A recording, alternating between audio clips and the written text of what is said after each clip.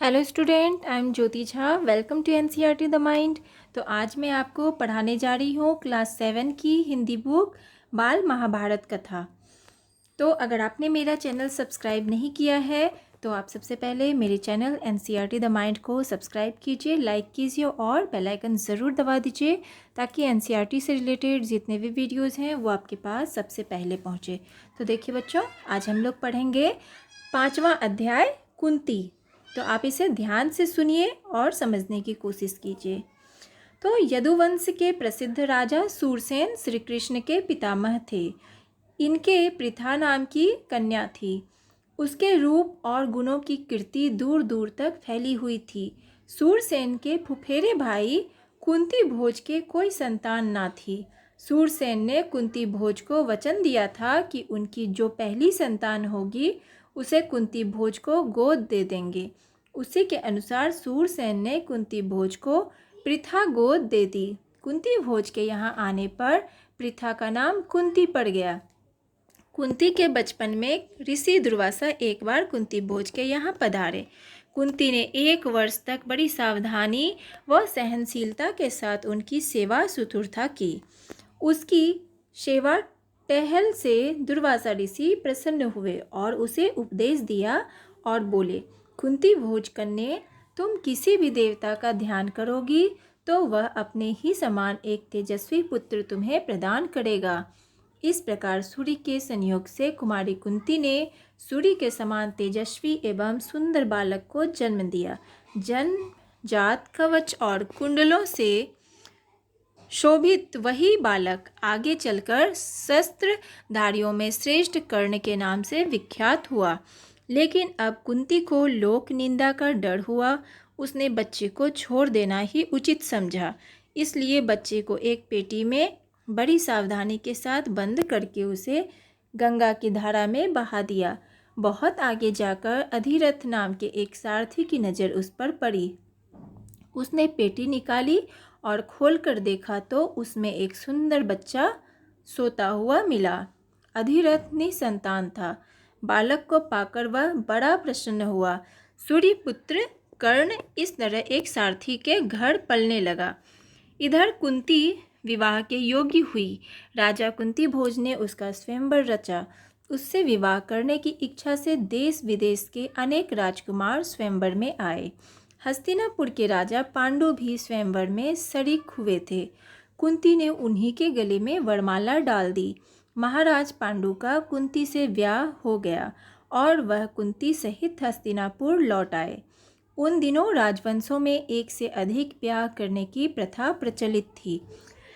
इसी रिवाज के अनुसार पितामह भीष्म की सलाह से महाराज पांडु ने मद्रराज की कन्या माद्री से भी ब्याह कर लिया। एक दिन महाराजा पांडु वन में शिकार खेलने गए।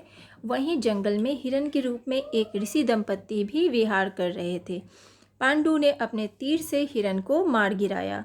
उनको यह पता नहीं था कि ये ऋषि दंपत्ति हैं। ऋषि ने मरते मरते पांडु को शाप दिया। ऋषि के शाप से पांडु को बड़ा दुख हुआ। साथ ही वह अपनी भूल से खिन्न होकर नगर को लौटे और पितामह भीष्म तथा विदुर को राज्य का भार सौंपकर अपनी पत्नियों के साथ वन में चले गए और वहां पर ब्रह्मचारी जैसा जीवन व्यतीत करने लगे। कुंती ने देखा कि महाराज को संतान लालसा तो है, लेकिन ऋषि के शापवश वह संतानोत्पत्ति नहीं कर सकते। अतः उसने विवाह से पूर्व दुर्वासा ऋषि से पाए वरदानों का पांडु से जिक्र किया। उनके अनुरोध से कुंती और माद्री ने देवताओं के अनुग्रह से 5 पांडवों को जन्म दिया। वन में ही 5 का जन्म हुआ और वहीं तपस्वियों के संग वे पलने लगे। अपनी दोनों स्त्रियों तथा बेटों के साथ महाराज पांडु कई बरस वन में रहे। वसंत ऋतु थी। सारा वन आनंद में डूबा हुआ सा प्रतीत हो रहा था। महाराज पांडु माद्री के साथ प्रकृति की इस उद्गारमय सुषमा को निहार रहे थे। ऋषि के शाप का असर हो गया। तत्काल उनकी मृत्यु हो गई। माद्री के दुख का पार न रहा। पति की मृत्यु का वह कारण बनी, यह सोचकर पांडु के साथ ही वह भी मर गई। इस दुर्घटना से कुंती और पांचों पांडवों के शोक की सीमा न रही, पर वन के ऋषि मुनियों ने बहुत समझा बुझाकर उनको शांत किया और उन्हें हस्तिनापुर ले जाकर पितामह भीष्म के सुपुर्द किया। युधिष्ठिर की उम्र उस समय 16 वर्ष की थी। हस्तिनापुर के लोगों ने जब ऋषियों से सुना कि वन में पांडु की मृत्यु हो गई है, तो उनके शोक की सीमा न रही। पोते की मृत्यु पर शोक करती हुई सत्यवती अपनी दोनों विधवा पुत्र वधुओं अंबिका और अंबालिका को साथ लेकर वन में चली गई। तीनों वृद्धाएं कुछ दिन तपस्या करती रही और बाद में स्वर्ग सिधार गई। अपने कुल में जो छल प्रपंच तथा अन्याय होने वाले थे, उन्हें ना देखना ही संभवतः उन्होंने उचित समझा। तो बच्चों, इस तरह से आपका ये अध्याय हो चुका है। अब हम इसके प्रश्न उत्तर बनाएंगे। अब देखिए, आपका पहला प्रश्न है कि सूरसेन कौन थे।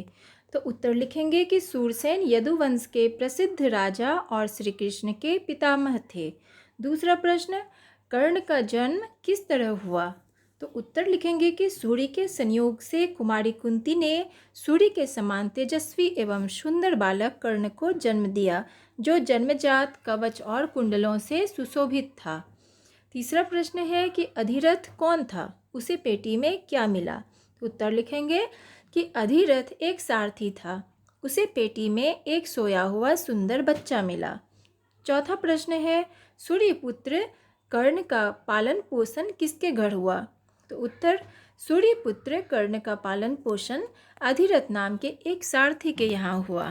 अब पांचवा प्रश्न है कि कुंती जब विवाह योग्य हुई, तब कहाँ के राजा से उसका विवाह हुआ। तो उत्तर लिखेंगे कि कुंती जब विवाह योग्य हुई, तब हस्तिनापुर के राजा पांडु से उसका विवाह हुआ। छठा प्रश्न है, उन दिनों राजवंशों में क्या प्रथा प्रचलित थी। तो उत्तर लिखेंगे कि उन दिनों राजवंशों में एक से अधिक विवाह करने की प्रथा प्रचलित थी। सातवां प्रश्न, जन्म देने के बाद भी कुंती अपने पुत्र को क्यों ना अपना सकी। उत्तर लिखेंगे कि दुर्वासा के आशीर्वाद के परिणाम स्वरूप सूर्य के संयोग से कुंती ने कर्ण को जन्म दिया, किंतु उस समय कुंती कुमारी और अविवाहित थी। लोक निंदा के भय से कुंती ने पुत्र का मोह त्याग दिया और अपने नवजात पुत्र को बड़ी सावधानी से एक पेटी में बंद किया और गंगा की धारा में बहा दिया। आठवां प्रश्न है कि पांचों पांडवों का जन्म कैसे हुआ। तो उत्तर लिखेंगे कि पांचों देवताओं के अनुग्रह से पांचों पांडवों का जन्म हुआ। अब नवा प्रश्न है कि पति की मृत्यु का कारण कौन सी रानी बनी। तो उत्तर लिखेंगे कि पांडु की दूसरी रानी माद्री पति की मृत्यु का कारण बनी। 10वां प्रश्न है कि पांडु को किस से शाप मिला और क्यों। तो उत्तर है कि पांडु को एक ऋषि से शाप मिला, क्योंकि उन्होंने हिरण के रूप में आनंद विहार कर रहे उस ऋषि दंपति को तीर से मार गिराया था। अब 11वां प्रश्न है, पृथा कौन थी, उसका नाम कुंती कब पड़ा। तो उत्तर लिखेंगे कि पृथा यदुवंशी राजा तथा श्री कृष्ण के पितामह सूरसेन की पुत्री थी। कुंती के रूप गुण की चर्चा दूर दूर तक फैली थी। सूरसेन के फुफेरे भाई कुंती भोज संतानहीन थे। सूरसेन ने कुंती भोज को अपनी पहली संतान देने का वादा किया था, तो कुंती भोज ने पृथा को गोद ले लिया। कुंती भोज के यहाँ उसका नाम कुंती पड़ गया। 12वां प्रश्न है, दुर्वासा ऋषि कुंती से क्यों प्रसन्न थे, उन्होंने प्रसन्न होकर उसे क्या वरदान दिया। उत्तर लिखेंगे कि कुंती ने दुर्वासा ऋषि की 1 वर्ष तक बड़ी सहनशीलता के साथ सेवा की थी। उसकी सेवा भावना से प्रसन्न होकर उन्होंने उसे वरदान दिया कि जब तुम किसी भी देवता का ध्यान करोगी, तो वह अपने ही समान एक तेजस्वी पुत्र तुम्हें प्रदान करेगा। 13वां प्रश्न है कि महाराज पांडु की मृत्यु किस परिस्थिति में हुई। तो उत्तर लिखेंगे कि महाराज पांडु माद्री के साथ प्रकृति की सुषमा को निहार रहे थे। उसी समय ऋषि के शाप का असर हो गया और तुरंत उनकी मृत्यु हो गई। अब 14वां प्रश्न है कि महाराज पांडु के साथ वन में क्या घटना घटी। तो आप उत्तर लिखेंगे कि एक दिन महाराज पांडु वन में शिकार खेलने गए थे। वहीं जंगल में हिरन के रूप में एक ऋषि दंपत्ति विहार कर रहे थे। उन्हें यह पता नहीं था कि वह हिरन नहीं बल्कि ऋषि दंपत्ति है। अतः उन्होंने उस हिरन को तीर से मार गिराया। ऋषि ने मरते समय पांडु को श्राप दे दिया। शिकार के लिए खुशी खुशी गए पांडु अपने भूल से दुखी होकर घर वापस आ गए। अब है 15वां प्रश्न कि पांडु के मरने के बाद सत्यवती ने क्या निर्णय लिया। उत्तर लिखेंगे कि सत्यवती अपने कुल में होने वाले छल प्रपंच तथा अन्याय को देखना नहीं चाहती थी। अतः उन्होंने वन में जाने का निर्णय लिया और अपनी दोनों पुत्रवधू अंबिका और अंबालिका को लेकर वन चली गई। कुछ दिनों तक तपस्या करने के बाद वे तीनों वृद्धाएं स्वर्ग सिधार गई। तो इस तरह से बच्चों आपका ये अध्याय खत्म हो चुका। आपने अध्याय भी पढ़ लिया और प्रश्न उत्तर भी कर लिए। अब आप इसे ध्यान से अच्छे से याद कीजिए, पढ़िए, और अगर आपको कुछ समझ में नहीं आता है तो आप कमेंट में भी पूछ सकते हैं। और अगर आपको अच्छा लगा तो लाइक कीजिए, सब्सक्राइब कीजिए और बेल आइकन ज़रूर दबाइए ताकि मेरे जितने भी वीडियोज़ हैं वो आपके पास सबसे पहले पहुँचे। तो चलिए बच्चों, तब तक के लिए bye, take care, thanks to watch my video.